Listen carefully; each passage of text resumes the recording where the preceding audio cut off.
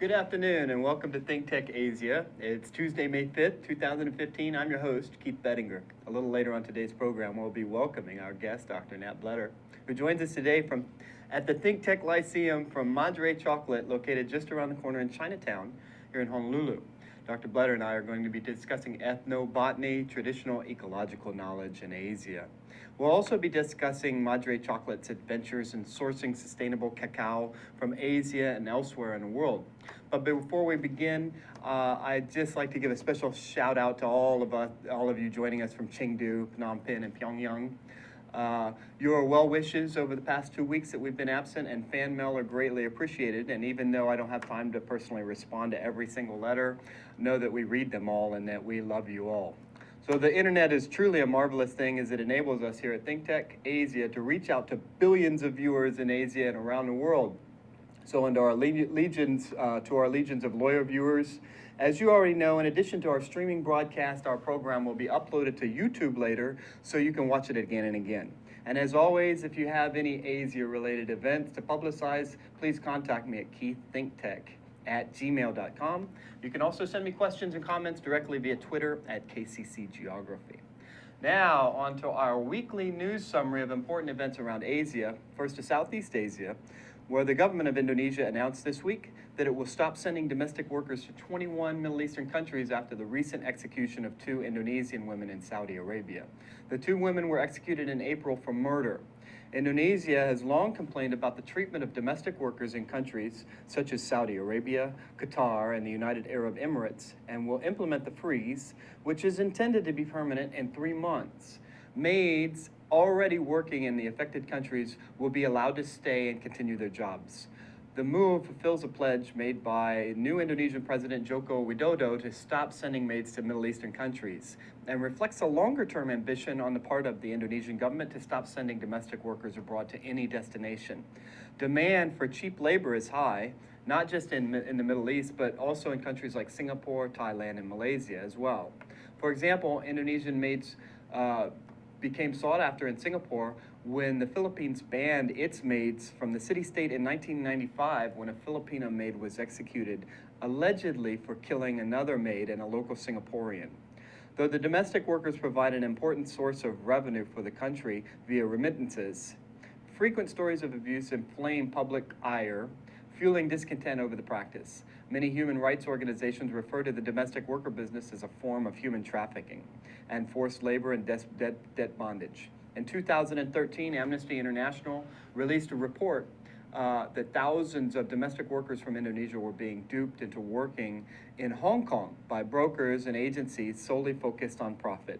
In 2013, there were almost 150,000 Indonesian domestic workers in Hong Kong out of a total of 300,000. The move comes just days after Indonesia executed 7 foreign nationals convicted of drug trafficking. Now on to East Asia, where North Korea's leader, Kim Jong-un, announced that the country would build and launch more satellites in order to become a space power. The announcement came as Kim visited North Korea's newly built satellite command center. The 13,000 square meter facility hosts North Korea's National Aeronautics Development Agency, or NADA, whose mission is to turn the country into a space power, fully exercising its right to peaceful development. Space aficionados have noted that the NADA logo looks suspiciously similar to NASA's. The country launched its first satellite, the Kwangmyong-song-3, into orbit in December of 2012. International observers, including the United Nations, have labeled North Korea's satellite launch efforts as disguised ballistic missile tests, which are banned under UN resolutions put in place after North Korea initiated nuclear tests in 2006 and 2009. The 2012 satellite launch was seen by many as a major step forward for North Korea's weapons program, since before the launch, there were questions about the country's ability to deliver a nuclear payload across long distances. The 2012 satellite, according to the North Korean government, had the mission of observing the Earth and broadcasting patriotic songs. However, shortly after the launch, Harvard-Smithsonian astrophysicist Jonathan McDowell announced that although the satellite was clearly in orbit, but it was not broadcasting, which helps us all to understand that in space no one can hear you propagandize. Now, also in East Asia, top political leaders from Taiwan and China met for the first time in 6 years on Monday. Analysts say the meeting was intended to boost support for the island's ruling Nationalist Party ahead of key elections next year. Eric Chu, who was the chairman of the Nationalist Party and a likely candidate for the next presidential election, visited China for 3 days to meet with high-ranking Communist Party leaders, including Xi Jinping. Chu expressed his party's support for eventual unification with China, as well as a greater role for Taiwan in terms of regional integration, alluding to the China-led Asian Infrastructure and Investment Bank, which to this point, as we've reported on this program, has denied membership to Taiwan as a national member, citing the stance of the People's Republic of China that Taiwan is a breakaway province. Chu said, quoting, "The younger generation in Taiwan hopes to see the promotion of regional peace, no matter what the activities or organizations might be." During the visit, Xi Jinping vowed to advance efforts to benefit the people of Taiwan. Xi Jinping also committed to resolving political differences with Taiwan, but reiterated that progress could only be made if Taiwan accepts that it is part of the People's Republic of China. Now on to our interview, our much anticipated interview. Today's discussion is a bit of a departure from our normal subject matter, but it's a quintessential part of the geography of Asia, and that's what this show is really all about, aspects of the geography of that massive and diverse landscape. So today we're going to shift from the political to the botanical to talk about the role of plants and local environmental wisdom in everyday rural life in Asia. When we start to examine local cultures, we often find that there is a stunning depth of understanding of the natural world and natural processes. One manifestation of this is what scholars refer to as traditional ecological knowledge, which essentially refers to place-specific knowledge of ecosystem processes and interactions. While long dismissed by Western science, the significance of traditional ecological knowledge is increasingly being recognized by botanists, geographers, anthropologists, and other social and natural scientists, not only for its role in local communities, but also for its role in conserving the environment. Many scholars have come to appreciate the validity of traditional ecological knowledge and to see indigenous understandings of nature as an important complement to the Western perspective. So joining us in the studio today to discuss this topic is Dr. Nathaniel Bletter. Dr. Nat Bletter has 15 years of experience in ethnobotany, documenting exotic fruits and vegetables, gathering food in the wild, herbal and traditional medicine, and exploring Asia, South America, Central America, and Africa. He has a PhD in ethnobotany from the City University of New York and the New York Botanical Garden, where he researched medicinal plants of Peru, Mali, and the Guatemalan Mayans. Ethnobotany, taste-modifying plants, and stimulant plants such as cacao, which has spurred him to start a traditional ingredient, high antioxidant artisanal chocolate company, Madre Chocolate. He has led a medicinal plant and music tour of Bali, where he has spent many, many months exploring the landscape, music, fruits and food, and medicine since 1994. From 2009 to 2011, he worked as a postdoctoral researcher at the University of Hawaii in Manoa, researching plants and migration in Thailand and Laos, and making chocolate from scratch. Now Nat is the co-founder and chocolate flavor meister of the first bean-to-bar chocolate company in Hawaii. Madre Chocolate focuses on producing premium quality chocolate and utilizing sustainable and fair trade cacao sourced from all over the world. Nat, thanks for joining us today. It's a real pleasure to have you here. I also understand that you are in some sort of musical ensemble. Is that like a kazoo band or a barbershop quartet? What is? Where'd you hear about that? You're quite the Renaissance man, aren't you? Okay, I've heard the same about you. Yeah, well, thank you.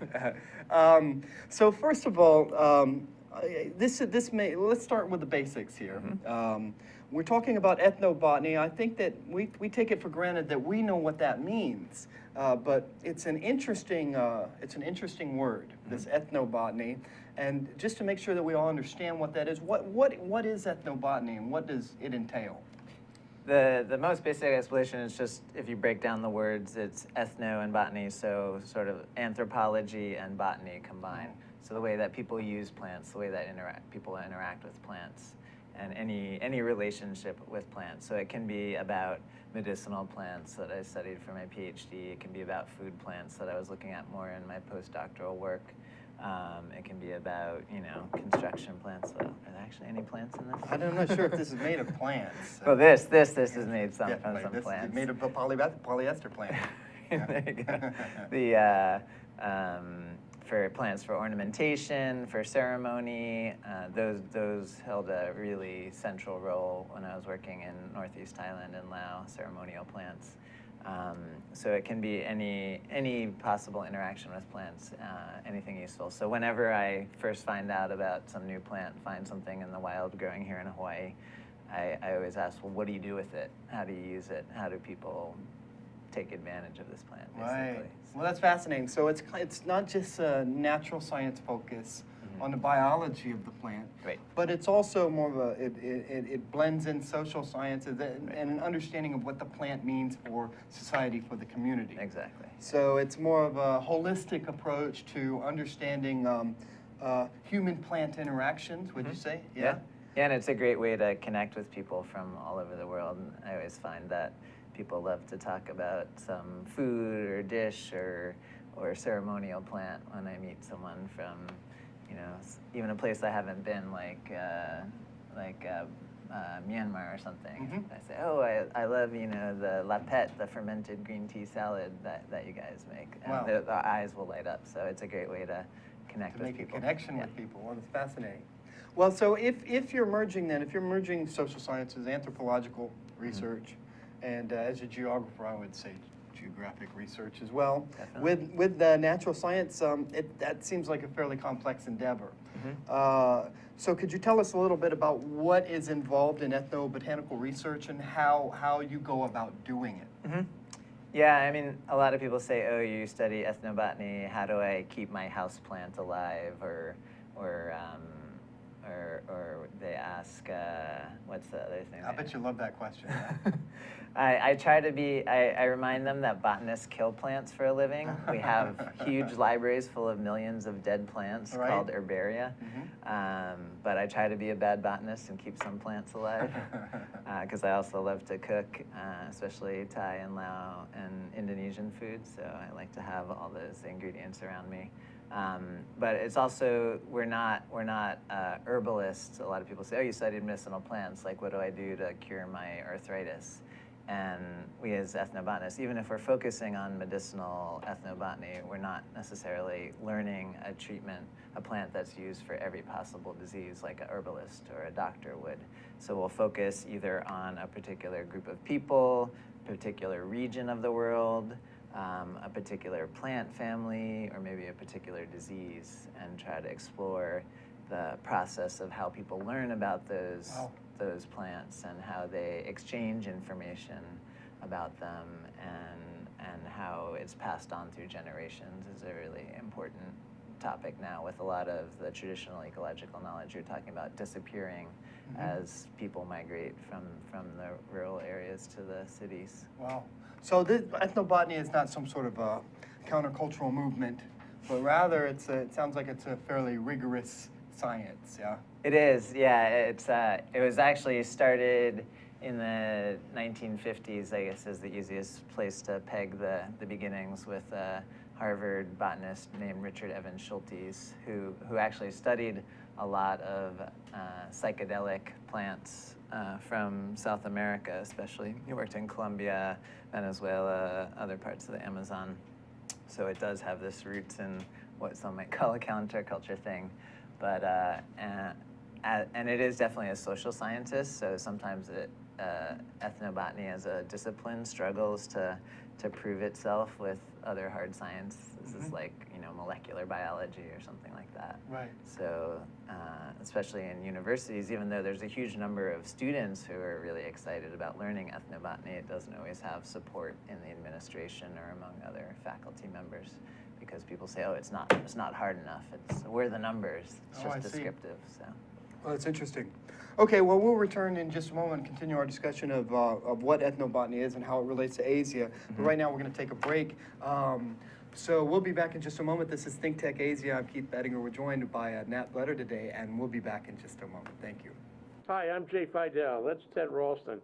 You know, Ted is the host of Where the Road Leads. It shows every Friday from 4 to 5 p.m. It's about technology. It's about how people collaborating and solve problems with modern technology. It's where the road leads. We all know that. We should all be listening. Join us there, 4 to 5 p.m. every Friday. Now, what about that do you agree with? All of it. I knew he'd say that. Aloha. Say aloha. Aloha. Good.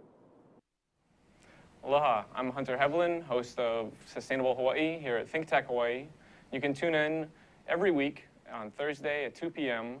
to see interviews with sustainability professionals from around the state and even further abroad, learning about activities with water management, food security, waste management, and a whole host of other fascinating opportunities to get engaged with making a greener island. So if you're interested in making the transition from consuming individuals to communities of producers, check us out every Thursday. Okay, welcome back to ThinkTech Asia. It's Tuesday, May 5th. I'm Keith Bettinger, and we're joined in the studio today by Dr. Nat Bletter from Madre Chocolate, and we're discussing ethnobotany and ethnobotany in Asia, ethnobotany research, and the significance of traditional ecological knowledge. So Matt, I've never ever done that before. Nat, a moment ago, we were discussing actually what ethnobotany is, and I understand that you've done research on 4 continents, Asia, North America, South America, and Africa. Can you tell us a little bit about kind of the general idea and then some of the specifics of your research work in Asia? What did it focus on, and what were you doing?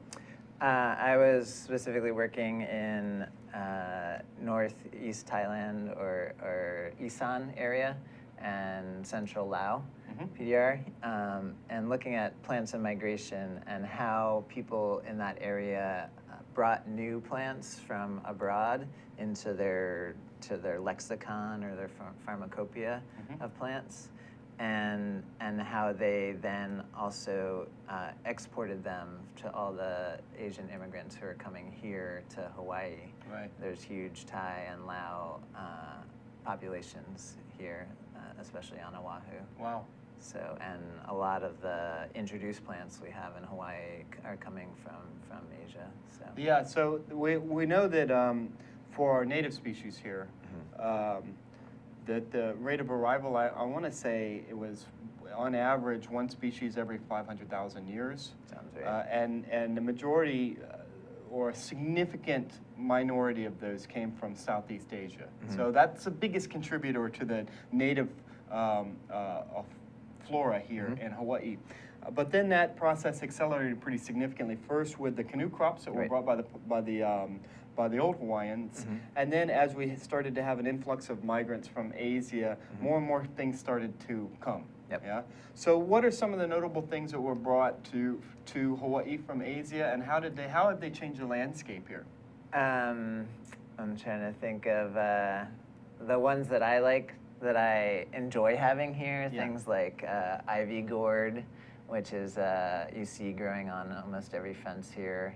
How did that come? That was probably either brought by Lao or, probably more likely Lao immigrants. It's used in Northeast Thailand and in South Asia as well. But given the larger numbers of Lao immigrants here, I'm guessing it was them, because it's an important food plant for them. Just used in stir fries. It's a great green. And to the native plant conservation people, it's a big pest because it can kind of take over. So I'm of the mentality of eat the enemy. Just, if we eat all of that as much as possible, we'll keep it under control, and we won't have to import food from the mainland and waste. So you say it was brought by Lao immigrants, and when we think about the waves of migration here in Hawaii, the latter-day waves of migration, we think about Chinese, and then we think about Japanese, Koreans, and people from the Philippines. When did Lao people start to come in significant numbers? When would this have been introduced? Would it be a 20th century introduction? Yeah. I'm guessing later 20th century. Later 20th Yeah. century. So would it have been introduced before or after agricultural controls were put in place to?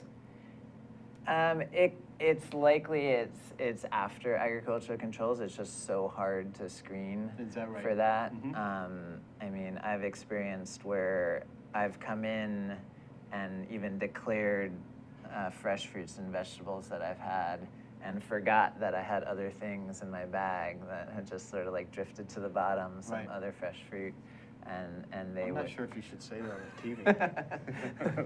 No, I'm kidding. Obviously, yeah. And you know, it's easy for this stuff to get in, and if you have like a seed, you know, a single seed in Sure. the bottom, if it's a really, you know, active, you know, weed species, it can take off from just that one introduction. Okay, so we've got the example of the gourd, Mhm. and we've discussed the importance of that in Laos. Mhm. It's not a staple, Mhm. but it's an important food crop. Right. Yeah.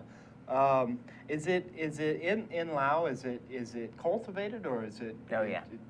So there are farms or it's horticultural production. Yeah, you'll find that it in every revolves around market. this. Now, so that one is classified as invasive here, then Right. probably. Right. Yeah.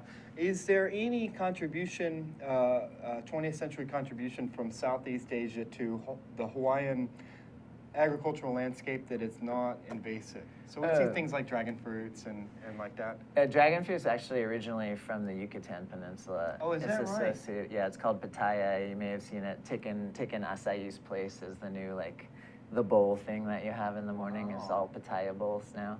But it is very associated with Southeast Asia, especially Vietnam, in people's minds because it's more apparent there. And that happens with a lot of plants, is that they have to be cultivated and they have a lot of natural pests in their native area, like in Southeast Asia, for something like the ivy gourd. But when you bring them to a foreign environment, they can just flourish Sure. and become weeds, basically. So this dragon fruit now, it's pretty popular, Mhm. right? I think I remember when it was kind of a novelty, but now it's increasingly popular. Now, the price seems to be going up, right? So what's the connection there between the market price for these things and that popularity? Is it just simple supply and demand, or is there something else Probably, going on? I'm guessing. They are. I don't know any large commercial orchards of it in Hawaii yet. I'm sure people are trying to, but I do know that about 10 years ago they were setting up some in California. So it grows well there, but it's not its native environment. So yeah, I think you're right. It is a supply and demand thing. But there's plenty of non-weedy species that are native to Asia that we use here now. For instance, like cilantro or shiso, which is also used in Korean food as well as sesame leaf. So a lot of the herbs that we use, ong choi, those all have to be cultivated, and I haven't seen them growing wild. I've seen shiso growing wild in New York City, which is kind of but funny. not here. No, I can't even get it to grow here. if I So is there anything currently or potentially on the horizon, any agricultural crop or horticultural crop from Southeast Asia that could potentially make a significant contribution to the Hawaiian agricultural economy? That's a good question. People have just started to grow tea here in the last decade. On the Big Island, or? Mostly on the Big Island, yeah. There's a few people growing it here, and they're trying to, on Oahu, they're trying to set up a few farms in northern Windward, like Punalu'u and Kahulu and Kahuku. And the Hawaiian tea is the most expensive tea in the world. Wow. I just heard that one farm was selling it for something like $4,000 a pound at Harrods of London in England. Why is that? Is it just a novelty? A rarity thing too. It's just So we're in the wrong business, it looks like, huh? Yeah, exactly. How much tea could we grow in the studio, do you think? Can you turn up those lights and keep it on all night? Have you heard of gack fruit?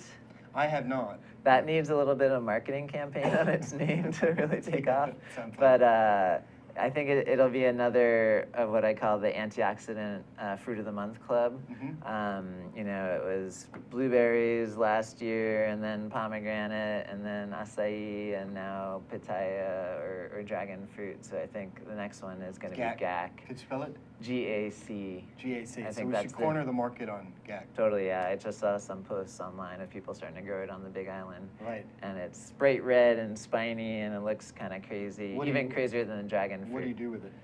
You make fruit? a juice from it, yeah. Oh, it's in the gourd family, like the ivy gourd, so I think it would grow really well here. It might even take off and become invasive, but I think it's found to have even more lycopene antioxidants than tomatoes. So right.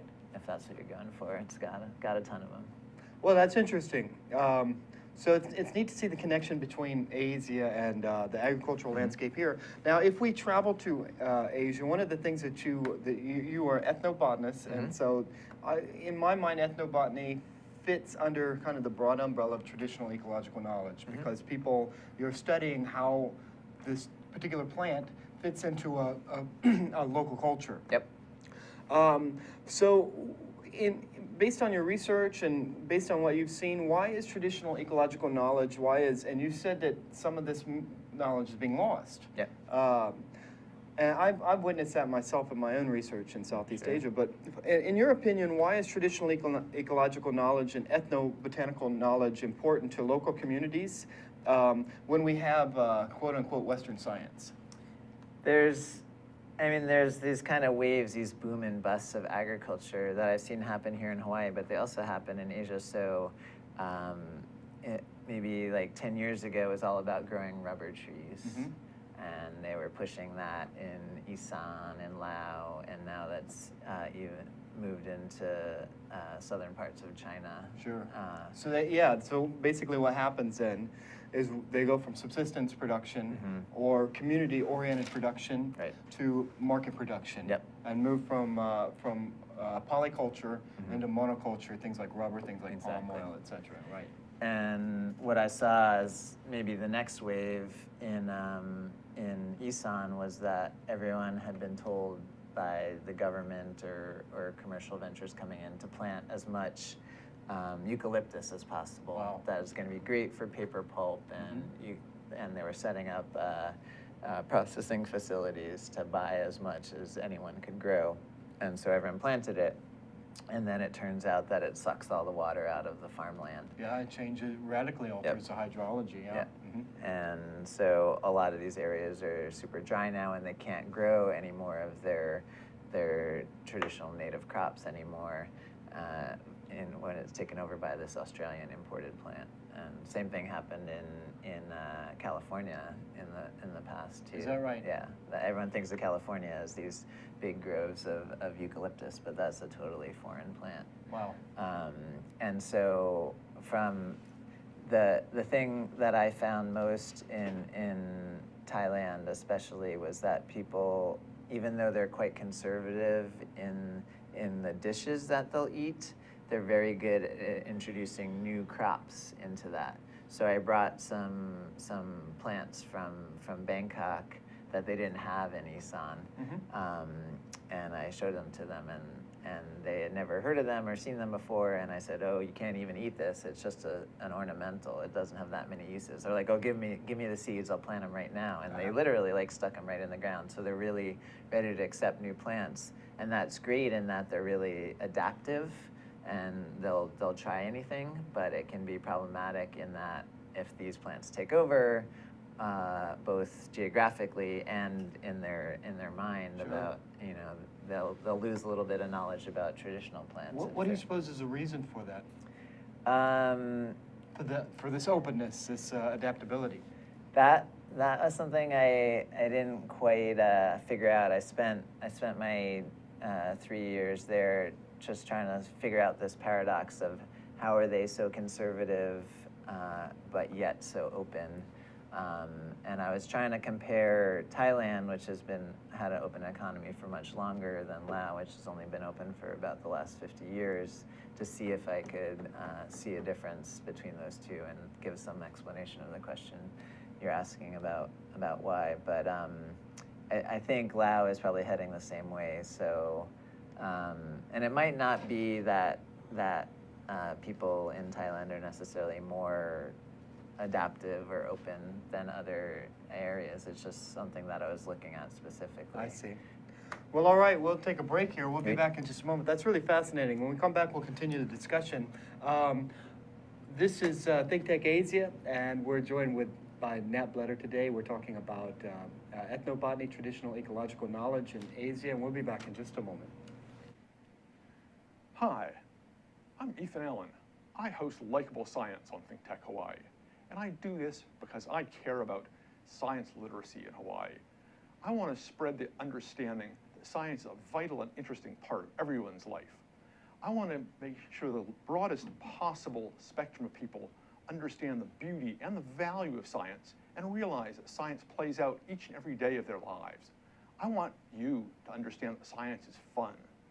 So we bring onto this show each week guests who are scientists, from astronomers to zoologists, and we talk about what they do and how they do it. But most importantly, we talk about why you should care about their work, why you should see that their work has value and impact on your life. So I hope you'll join us Fridays, 1 p.m. here on ThinkTech Hawaii. You can watch us via live stream. You can watch us recorded on Olelo, and you can see us each week.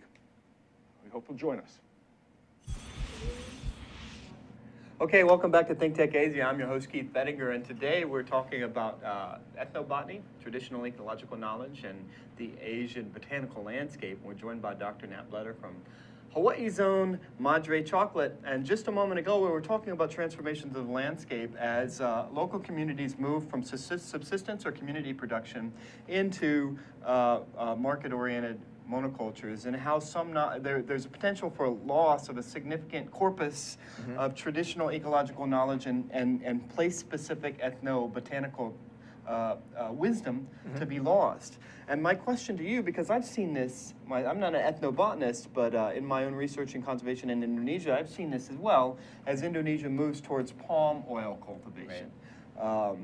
Big swaths of land are just covered and converted to palm oil. My question to you is, do you think that this marketization, this move towards monocultures and industrial production of agricultural products, is that an inevitable transformation, or are there steps, or there are things that can happen to ensure that both for their sustainability and just for the continuity of local knowledge and culture, are there steps that can be taken to ensure that future generations continue to carry on with this knowledge, continue to hand it down from generation to generation?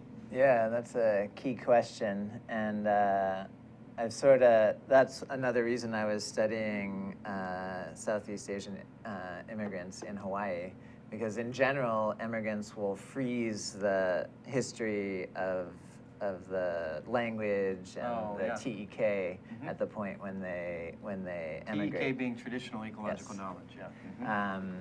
So a lot of people are surprised when they hear that American English is actually closer to Old English than British English is now. That the immigrants become conservative and they say, okay, I want to be reminded of home and stick to what I remember, so that they don't evolve as quickly as people who are back in the homeland who are adopting new things. So by studying the Thai and Lao immigrants here in Hawaii, we can sort of get back to the traditional ecological knowledge of 10, 20, 50 years ago when they came to Hawaii. So it becomes something of a cultural marker for these people. Yep. It's a way to hang on to to the roots, right. No pun intended. Yep. Yeah. So when I go out for Thai food here, I'll see that if you ask them to change any of the ingredients, they'll be very resistant, because that's how, say, green papaya salad is supposed to be. Sure. Whereas if you go in Thailand and say, hey, why don't you try like this other fruit in there that I got from the Amazon? They're like, oh yeah, I'll try it. It looks the same. I see. It'll probably work out. Well, that's fascinating. Yeah, and green papaya salad was actually kind of the center point of my research there, because it's basically like the apple pie of Isan. Oh, right. It's their sort of national dish, yet almost all of the ingredients in there are not native to Thailand. Wow. So tomatoes, peanuts, chilies, papaya, They even use what we call halikoa here in their green papaya salad. Those are all from Central and South America. Wow. Native. And only the lime and fish sauce are really native to that area. So is green papaya salad in this area, is it kind of like apple pie or, and where I'm from, Louisiana, gumbo? Yep, Where exactly. everybody has their own family recipe that gets handed down, and they jealously guard their green papaya recipe, and they think it's the best in the world. Right. Yeah, that's Yes. how it works. So it's a point, it's not just a national or regional dish, but it's a point of personal pride as well. Right. Well, that's interesting too. Now, in your experience, in your research, and your travels in Southeast Asia, in Asia, did you have any inspiring experiences, things that really stick out in your head that have kind of changed? Because I know that you're doing something completely different from Ethnobotany now, somewhat different. And I was doing something completely different to Ethnobotany before too. Yeah, electrical engineering, right? And computer software programming. It's kind of an interesting path that you've had. Did you have any inspiring experiences there that really changed your life and changed your outlook? Oh, definitely. I credit my travels in Asia with getting me interested in ethnobotany. So I took a 5-month sabbatical from working in Silicon Valley as a computer programmer, as you're saying, working on virtual reality, which has now come up again as a new thing. And I went to Hong Kong, Java, Bali, Thailand, Nepal, and India. And I got really inspired by not going to tourist spots, but by going to all the markets and talking to people like, oh, what's this weird fruit? What do you do with this? How do you eat this? Or what's this medicine? Or how do you prepare this? And I took cooking classes everywhere. And I said, oh, I'd much rather study these interesting fruits and plants and talk to people about how they use them there than I am in making a computer program that's probably going to make more people's lives tough than easier. So when I got back, I decided, I really want to study plants, and especially something like medicinal plants that can help people's lives and help maintain the traditional ecological knowledge that you're talking about.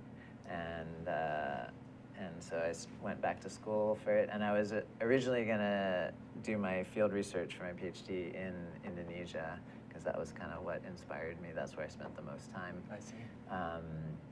But in terms of government permits and expertise, as you probably know. Yes, I know. I'm very aware of that. So I unfortunately didn't get to do that, but I've come back to a lot of Balinese background here with the playing with the gamelan orchestra in Oahu.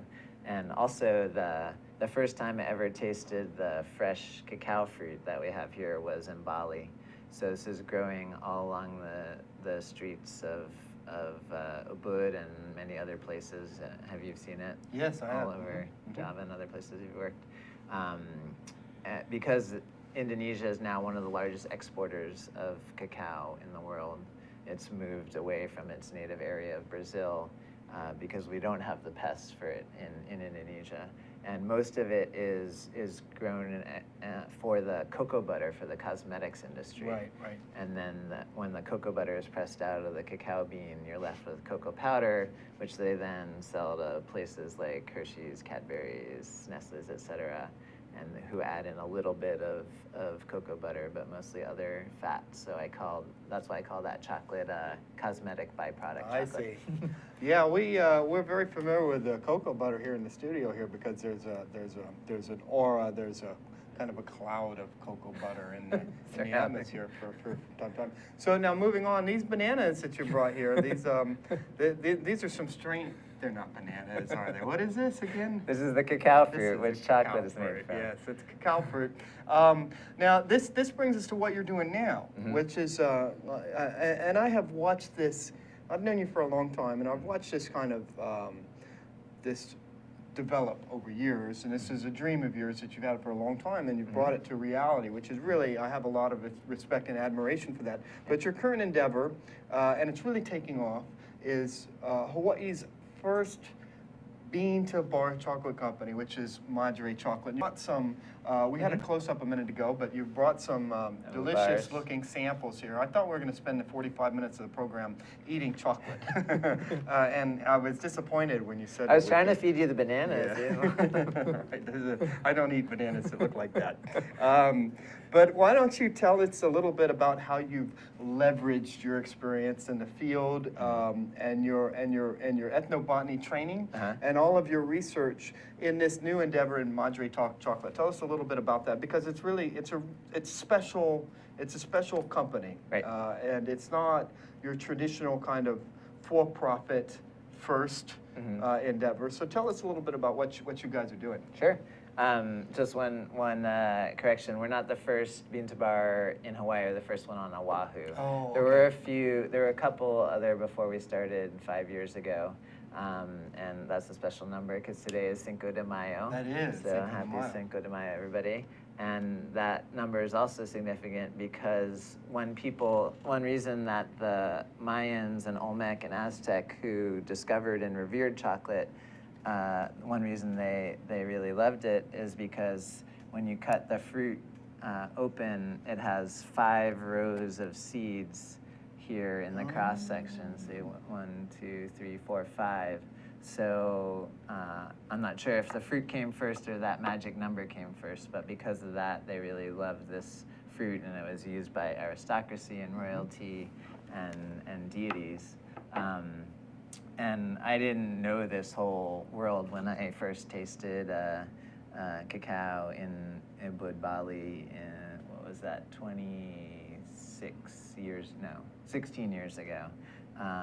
And when my friends there gave it to me, they said, oh, it's called kopi chocolate. And I was like, oh, why? Is it used to make coffee or chocolate? They're like, no, it's just kind of that color when you break open the seeds. And we tasted it, it has this amazing taste of lychee or mangosteen, or some people say Jolly Ranchers. Wow. They don't have experience with that. So it doesn't taste anything like bananas, nor does it taste anything like chocolate. But then a few years later, when I actually started studying the plants in earnest, and I was like, oh, that was cacao that I had.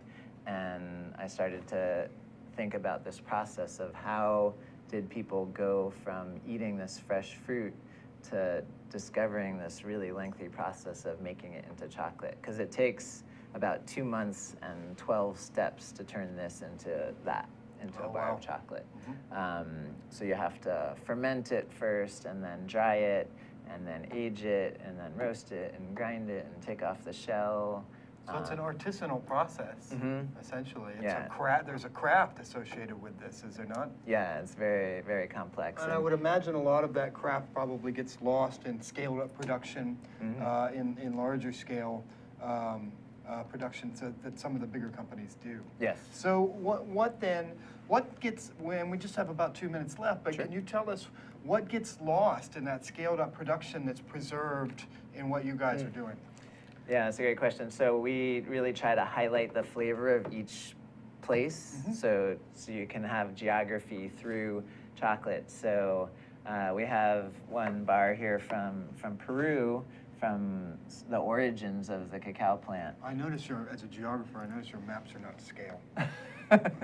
Yeah, I'll add that for Funny, you. So this has a very different flavor from another chocolate that we make from Guatemala, where chocolate was discovered. This is very nutty, and that's also different from the Hawaiian chocolates that we make that are very fruity, or very much like amaretto in this Hawaii, Big Island one. So we really try to explore the terroir, the French word for land, the flavor of the land. The place-based flavor. Exactly.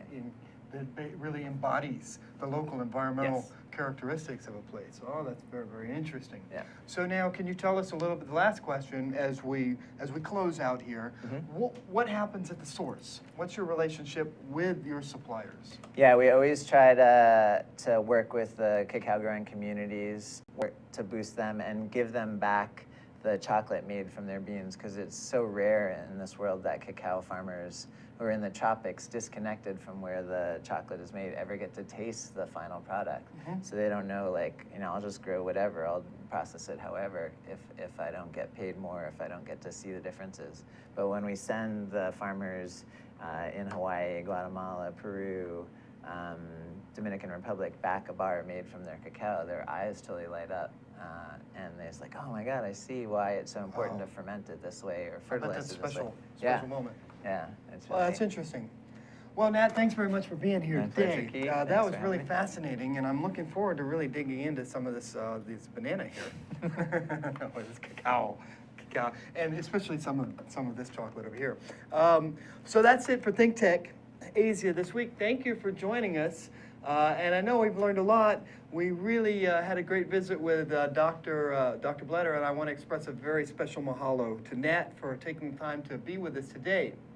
Also, I'd like to express my appreciation to Jay, Fidel, Zuri, and Sachi for making this show possible, and to you, the viewers, for joining us again this week. We hope you'll join us again next week at 4 p.m. on Tuesday for another exciting and riveting episode of ThinkTech Asia.